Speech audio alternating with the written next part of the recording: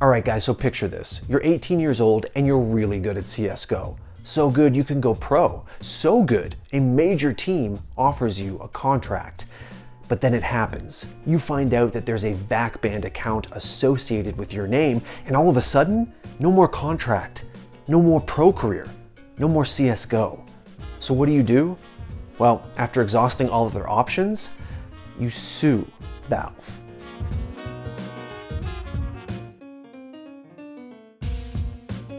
Alright guys, before we get into the video proper, I got one question for you. If you haven't subscribed to the channel already, what are you waiting for? Let's get to 2 million subscribers by the end of the year. And on a serious note, it does help us continue to produce content just like this.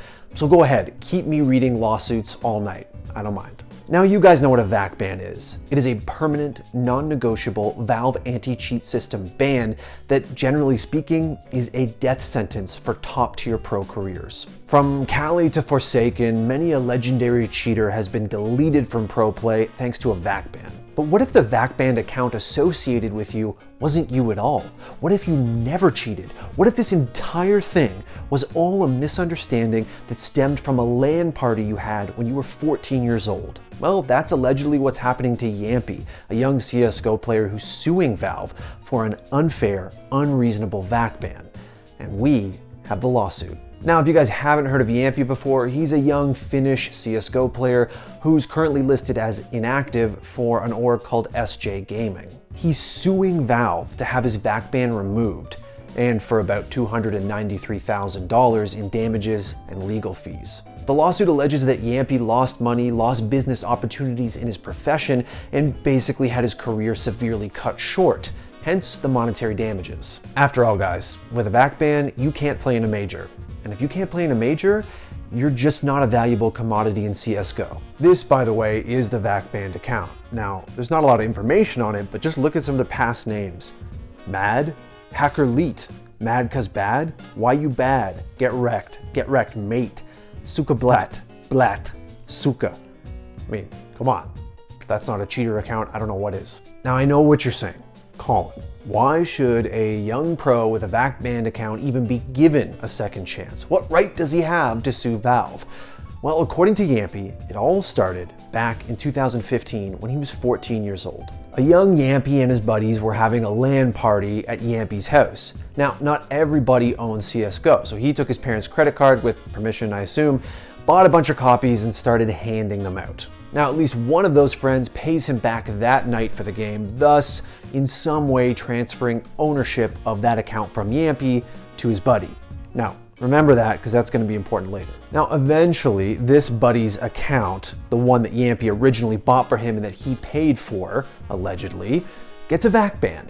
Now, we don't know exactly why or exactly what this guy did with his account, but according to a letter that's entered into evidence in this lawsuit, the guy installed cheats in order to beat another friend at a 1v1 game. Now remember, this account was created by Jamppi, so it's still associated with his identity. Flash forward to 2019, and Jamppi is given his big first contract with OG Esports. I mean, look, this was a rare opportunity for Jamppi. He's a young CSGO player at the start of his career, and in comes this big legacy organization like OG, who want to put their first foot in CSGO, and they're offering big money for it. You gotta believe this was a dream come true for the guy. Only problem was that the contractual negotiations fell apart when the team learned that Jamppi was associated with a VAC banned account. Now, according to the lawsuit, when Jamppi found out there was a VAC banned account associated with his name, apparently he didn't know up until now, he contacted Valve. Believe it or not, they exchanged emails. Stories were told, proof was offered, but Valve would not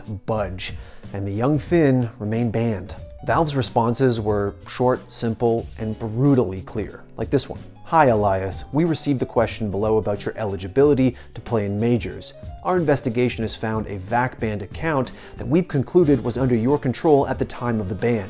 Therefore, you are not eligible to participate at our events. Best of luck to you. But Jamppi kept trying. He lawyered up and at one point even invoked the European Data Protection Regulation. But Valve still wouldn't budge. His team, SJ Gaming, also reached out, and so did the Counter-Strike Players Association, but neither had any more luck than Jamppi himself.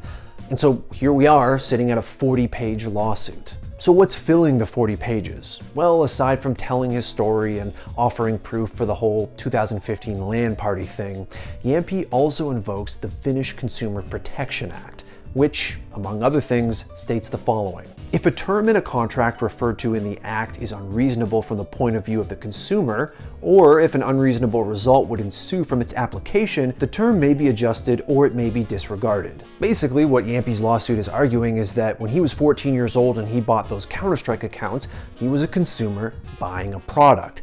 And having his entire pro career limited so severely by a VAC ban on account that he allegedly didn't even control is unreasonable and therefore should be disregarded. The lawsuit also emphasizes that as a child, a 14-year-old cannot, quote, take into account the impact of a lifelong ban, other prohibition, or punishment in their future life. And they also say that the Steam user agreement doesn't say anything about not attending majors, even if you have a VAC ban.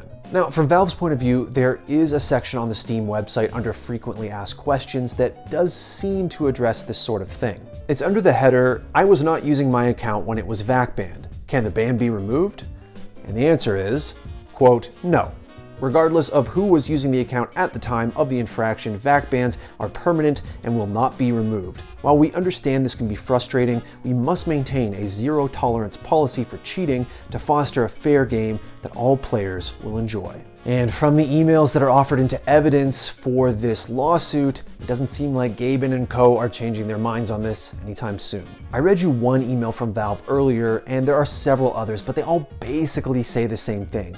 They're short, curt, to the point, and the gist of it is, sorry kid, best of luck. Now, at the risk of editorializing a little bit, this all just seems kinda unfair, doesn't it? I mean, if we believe the story about Jamppi not being involved with the VAC ban at all, and at this point it is still alleged, then it seems like a tragedy that we're never gonna see this guy play CSGO at the highest level. He's obviously a player with some merit, or else OG wouldn't be so eager to have signed him.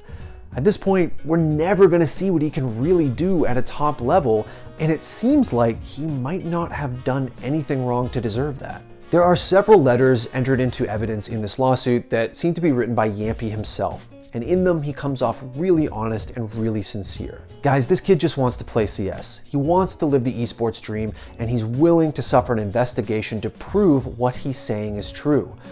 If Valve can just step up, do their part, and clear his name, then he can get on with doing what he loves to do, and we can watch him do it. All right, guys, I got the emails, I got the comments, I got the Twitter DMs. I know you're all very upset that my Game of Thrones books are out of order, so let's just fix that live now. Okay, so what goes first? A Game of Thrones is the first book, right? It's definitely the first book, right? Game of Thrones? Okay. What's next? Clash of Kings? It's definitely Clash of Kings, right? Sequel. Yeah, definitely a Storm of Swords. Then it's got to be a Feast of Crows, and then a Dance with Dragons, right?